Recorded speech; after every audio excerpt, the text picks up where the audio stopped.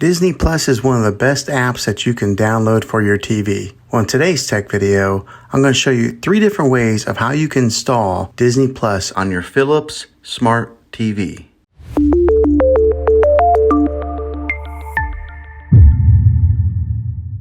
It can be really frustrating if you want to watch some of the great content that is on Disney Plus and you find that your TV is unable to download it. If your TV is an older model of Smart TV, then it could prevent you from downloading this app.